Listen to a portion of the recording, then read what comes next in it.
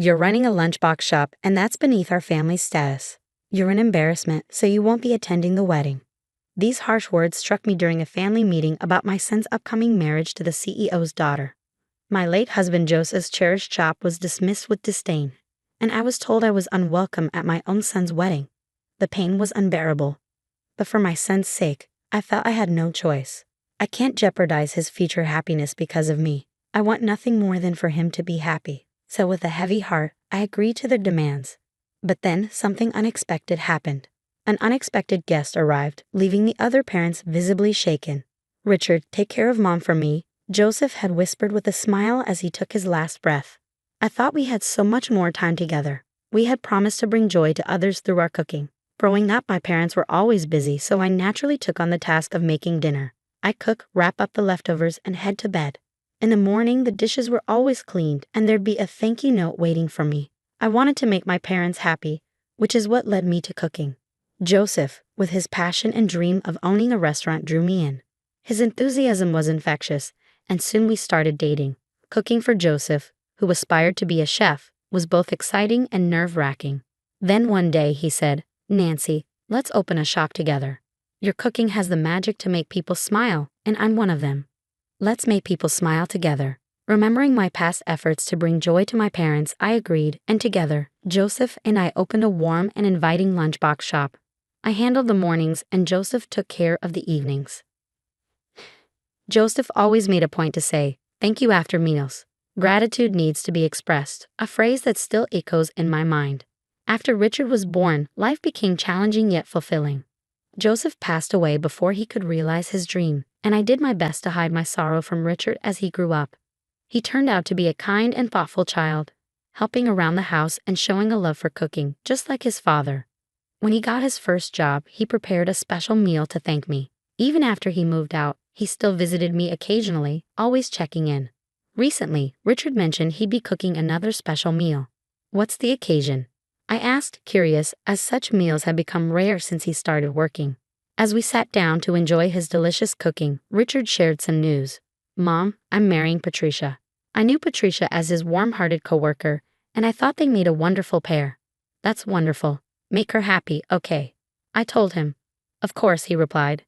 "And Mom, I might become the next CEO." It turned out Patricia was the daughter of the CEO at Richard's company, and they were impressed with his work, even considering him as a future leader. When I heard this, I was surprised but deeply proud. As I prepared to visit Patricia's family before the wedding, I found myself reflecting on my life. William and Elizabeth Smith greeted us warmly, with nothing but praise for Richard.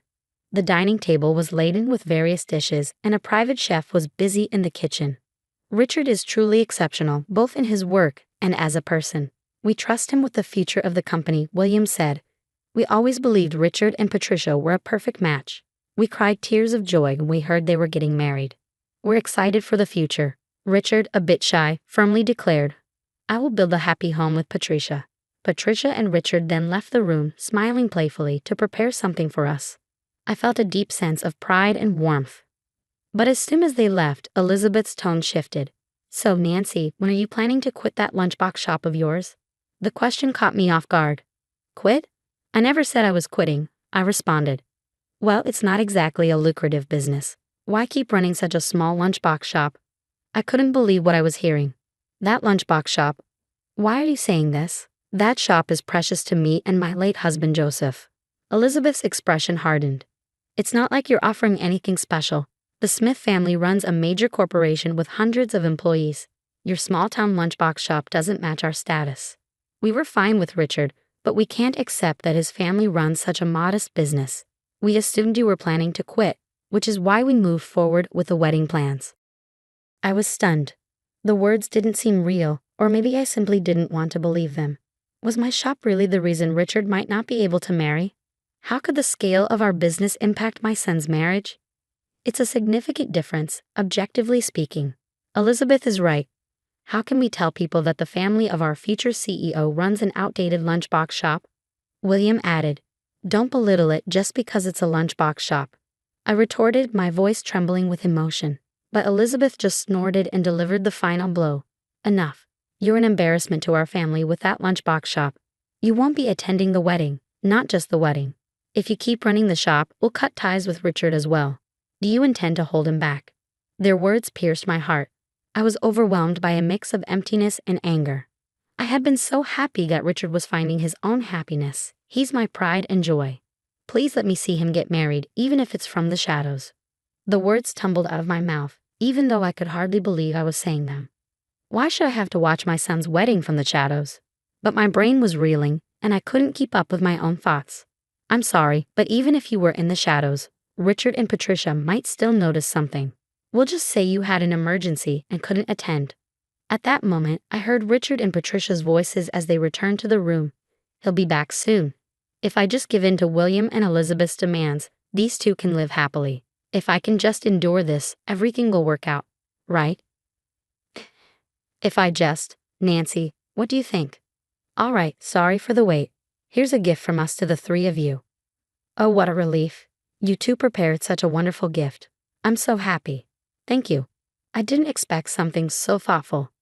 Elizabeth received a music box, President William got whiskey, and I was given an apron. Patricia explained, "We thought you might like the apron since you're always cooking such delicious meals at the shop. We weren't sure if you'd enjoy it." "Ah, thank you. I'll cherish it," I replied, though tears began to well up in my eyes. "Mom, why are you crying so much?" Richard asked, surprised but with a warm smile. This apron will be my last memory, I thought, as I etched the smiles of Richard and Patricia deeply into my heart. Be happy, I wished them silently. On the day of the wedding, I found myself sitting on the living room floor, still in my pajamas, unable even to muster the energy to turn on the lights. My phone was filled with missed calls from Richard and Patricia. Since that day, I hadn't known how to interact with Richard, who was so excited about the wedding. All I could offer him were cliché words, while I clutched the apron they had given me, celebrating their union alone, tears streaming down my face. The next day, I was startled awake by the persistent ringing of the doorbell. I knew instantly that it was Richard, and indeed, there he was, with Patricia. On the first day of their new life together, they had come all the way to my house. As soon as I opened the door, Richard, unable to hide his anxiety, blurted out, "Mom, what happened?" "We were worried because we knew you wouldn't forget the wedding. Why didn't you come?" "Nancy, was it something I did?" Their faces were pale, a stark contrast to the joy they should have been feeling. I hadn't expected to face them like this the day after their wedding. "Mom, please, I need to know," Richard pleaded. Seeing their concerned expressions, I knew I couldn't sugarcoat the truth. "Let's talk. Come in." I invited them inside and told them everything that President William and Elizabeth had said to me when they stepped out. I hesitated, wondering if I should reveal it all, but I couldn't hold back. As I spoke, Richard's face gradually tensed up, while Patricia seemed utterly shocked. "What is this? How could they say such terrible things to you, Nancy? This is unbelievable." Tears welled up in Patricia's eyes, a mix of anger, sadness, and disbelief written all over her face. "Nancy, I don't know how to apologize for my parents. I'm so sorry," Patricia said, her voice heavy with guilt. "Stop it, Patricia. You've done nothing wrong. I'm sorry for causing you pain the day after your wedding," I replied gently. "Mom, thank you for telling us," Richard spoke calmly, his voice filled with resolve. After a while, Patricia left my home. The next day, the doorbell rang again. Could it be Richard? I opened the door to find President William and Elizabeth standing there, their faces contorted with anger. "What have you done? Enough of your games," they shouted, their fury barely contained. I remained emotionless, absorbing their outbursts. "What's the matter? You come here shouting and disturbing the neighbors," I said, my voice steady.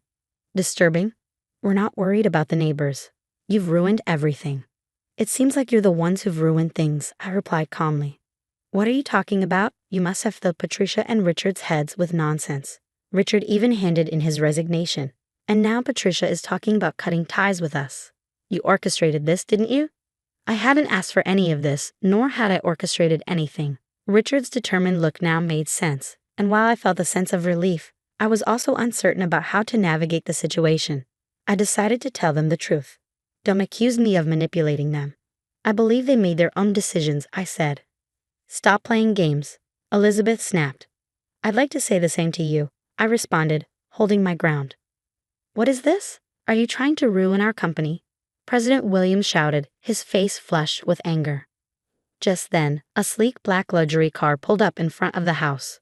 The door opened, and we all gasped as Richard stepped out, followed by Patricia, and then an elderly gentleman. "Nancy, long time no see. I apologize for the recent rudeness," the elderly man said, his tone calm yet commanding. "Dad, why are you here? Do you know this person?" President William stammered, visibly shaken. "Don't ask so many questions. Nancy's father is a successful businessman who runs multiple companies. We owe him a great deal. Nancy is also involved in the business as an executive." "Didn't you know that?" the elderly man replied. It was David Smith, President William's father and Patricia's grandfather, currently serving as the chairman of the company. I had met him at board meetings at my father's company, but it had been a while. President William paled at David's words, the weight of the situation finally sinking in. "You can't be serious.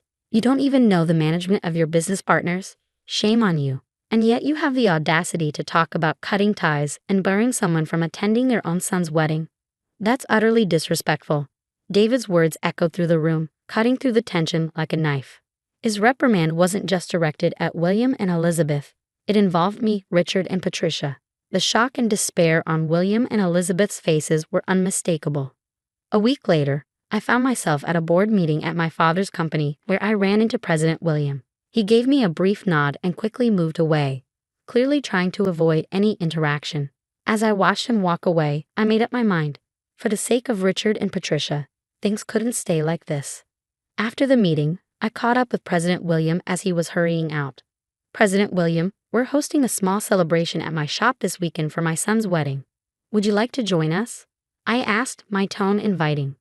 Well, I don't think it would be appropriate for me to." "Please don't say that. It's a good opportunity to mend fences. We had some issues at the wedding, but why not start fresh?" I suggested. "Why would you want that after everything that happened?" he asked, clearly taken aback. I was hurt, yes, but Patricia was the first to apologize. "I want those two to be happy, and I think you do too. We both share that wish, don't we? Will you join us?" After a moment of hesitation, President William nodded.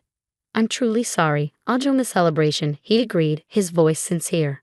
On the day of the event, when President William and Elizabeth walked into my lunch shop, Richard and Patricia immediately stood up, ready to say something, but I stepped forward to greet them first. "Thank you for coming today. It's a bit cramped since we set up the dining area where we usually display the lunch boxes, but let's enjoy ourselves," I said warmly. "What's the meaning of this?" Patricia asked, glaring at her parents. "Patricia, I invited them. We can't continue like this. We can't forget what happened at the wedding. But we can make better memories moving forward. And remember, you can't just sever ties with family," I said gently. "I have a request as well," I added, turning to Elizabeth. "Thank you for raising Patricia to be such a wonderful person." Elizabeth looked at me, her expression filled with regret. "I said such terrible things. It's because Patricia, who met Richard, is truly wonderful. I learned from Joseph that gratitude should always be expressed," I said, smiling at the woman who would soon be part of my extended family. It took time, but eventually, the tension between the newlyweds and their parents eased. Now we gather for a meal together once a month, sharing stories and laughter. Elizabeth has even started buying lunch boxes from my shop. Today, as always, I greet her wearing the apron that Richard and Patricia gave me. "Welcome, everyone. Let's bring smiles through cooking."